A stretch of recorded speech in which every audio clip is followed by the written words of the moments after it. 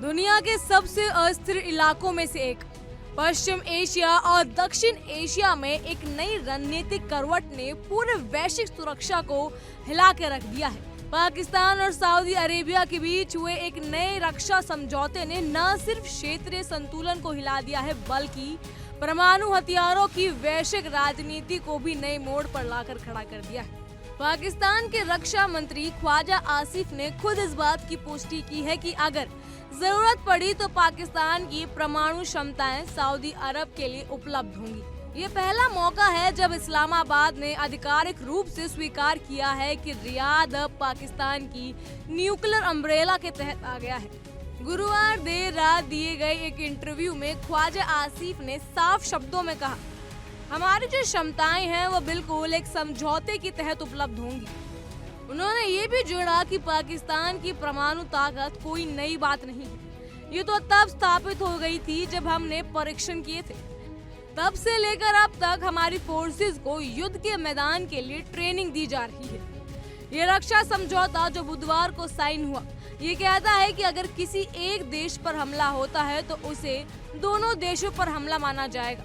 यानी अब पाकिस्तान और सऊदी अरब ने एक दूसरे की सुरक्षा के लिए साझा प्रतिबद्धता जताई है।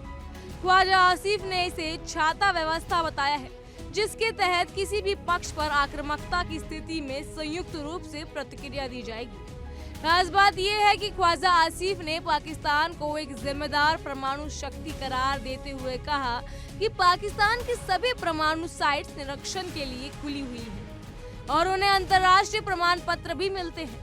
उन्होंने अप्रत्यक्ष रूप से इजराइल पर भी निशाना साधा, जो मध्य पूर्व में एकमात्र परमाणु संपन्न देश माना जाता है। उन्होंने कहा, इजराइल ने आज तक अपनी न्यूक्लियर साइट्स को कभी नहीं खोला, फिर भी पश्चिमी देश इस पर चुप है। ये बयान ऐसे समय में आया जब इजराइल पूरे क्षेत्र में हमलावर की भूमिका में है, चाहे वो हमास के नेताओं पर कतर में किया गया हमला हो या लेबनान में की गई सैन्य कार्रवाई हो। ऐसे में पाकिस्तान और सऊदी अरब का ये नया रक्षा गठबंधन परमाणु छतरी की छाया में सीधा संदेश देता है इजराइल और शायद भारत को भी।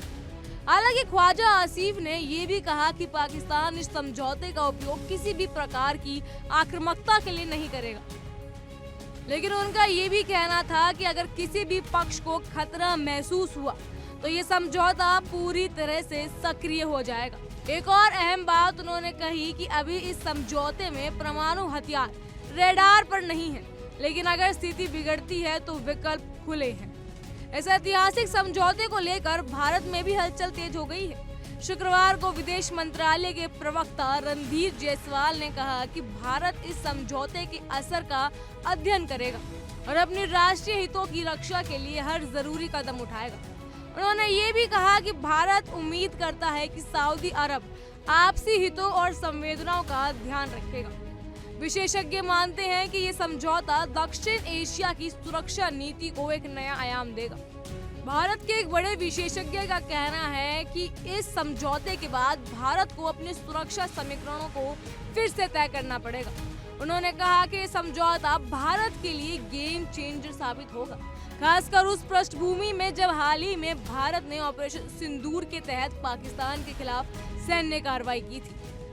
गौरतलब है कि लंबे समय से ये चर्चा हो रही है कि सऊदी अरब ने पाकिस्तान के परमाणु कार्यक्रम को वित्तीय मदद दी है।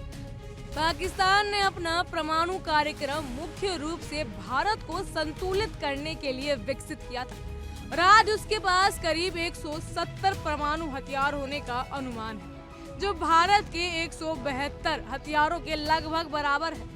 अब जब पाकिस्तान ने खुले तौर पर कहा है कि उसकी परमाणु क्षमताएं सऊदी अरब के लिए उपलब्ध हो सकती हैं, तो ये सवाल उठता है कि क्या हम एक नए शीत युग की ओर बढ़ रहे हैं?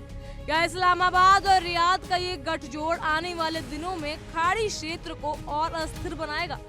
और सबसे अहम सवाल, भारत इसका क्या जवाब देगा? भारत के लिए ये समय केवल बयान देने का नहीं, बल्कि रणनीतिक समीक्षा का है।